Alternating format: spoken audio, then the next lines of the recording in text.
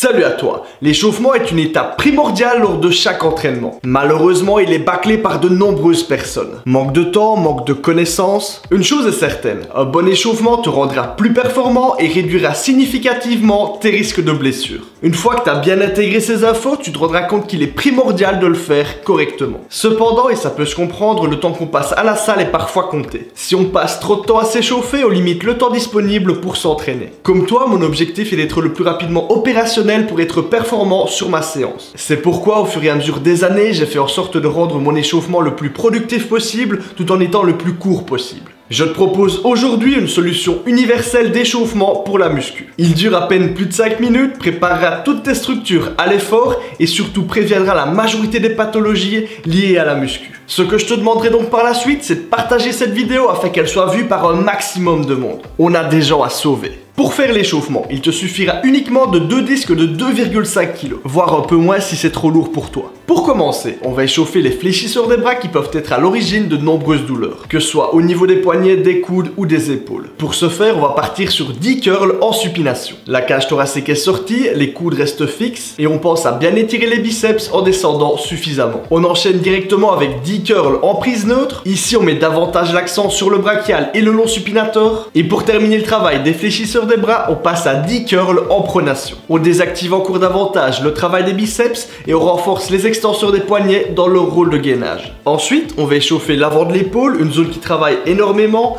tout en faisant intervenir les biceps et les rotateurs externes de l'humérus. Il s'agit d'élévation frontale en prise supination. Étant donné que le mouvement se fait de face et en plus en rotation externe, on peut se permettre de monter les mains plus haut que la tête. On fera les 10 premières répétitions totalement de face, ensuite les 10 suivantes légèrement sur l'extérieur. Après ça, on va s'attaquer à l'arrière d'épaule et au supraépineux. Buste penché en avant, mais en prise pronation, donc avec les petits doigts vers l'extérieur, et on part sur de l'oiseau. Les 10 premières reps se font avec le buste presque à 90 degrés et les 10 suivantes avec le buste légèrement redressé. Je me force à serrer les omoplates à fond en fin de mouvement afin d'avoir un exercice plus général. Ensuite, on passe à du rowing buste penché. Les 15 premières reps vont se faire avec les coudes le long du corps afin de mettre l'accent sur le grand dorsal et les 15 suivantes avec les coudes ouverts à 45 degrés pour être un petit peu plus sur les trapèzes. Encore une fois, on pensera à bien serrer les omoplates en fin de mouvement. Exercice suivant, les développés épaules. Les 10 premiers développés se feront avec les coudes rentrés. Les disques sont parallèles l'un à l'autre. Ensuite, 10 reps avec les coudes ouverts à 45 degrés. Et pour terminer, 10 reps avec les coudes ouverts totalement, les omoplates serrées et les bras en rotation externe.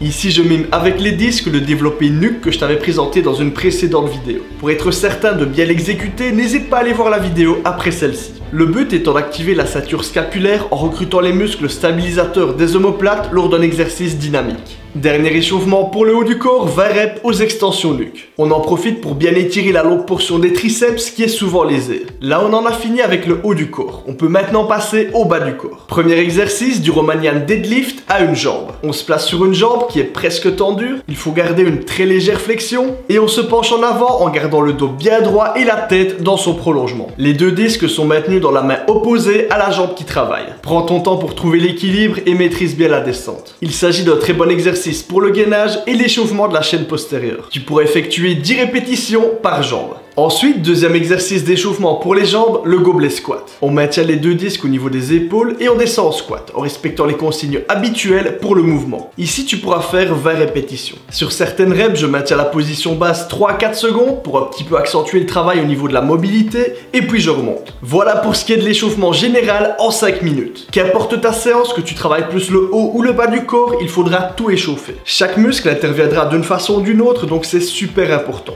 Après ça, tu peux commencer ta séance en montant progressivement en charge sur ton premier exercice. Dans cette vidéo, je ne t'ai pas parlé d'automassage ou de mobilisation spécifique. Pour ma part, je considère maintenant, après l'avoir testé durant plusieurs années, que dans la majorité des cas, il n'est pas nécessaire de se masser avant l'entraînement. Tu peux le faire si ça t'apporte quelque chose, mais ce n'est pas une obligation. Je considère que cet échauffement prépare suffisamment les muscles sans que tu n'aies à les masser. Il reste néanmoins certain que des automassages en dehors de tes séances auront un grand intérêt pour la récupération. Pour les exercices de mobilité, je pense par exemple à ceux pour le squat. Si tu as certaines raideurs, ils peuvent être intéressants à incorporer dans ton échauffement pour le bas du corps. Je donne un circuit complet complet de mobilité pour le squat dans cette vidéo. Si t'as apprécié la vidéo, pense à laisser un pouce bleu et à t'abonner. Je te fais confiance pour la partager et faire en sorte qu'un maximum de personnes fassent cet échauffement. Ce serait génial de croiser des gens dans ta salle qui le font. Ça te permettrait directement de voir qui s'échauffe intelligemment. Si t'as des questions sur le sujet, n'hésite pas à me les poser en commentaire. Et moi je te dis à la prochaine.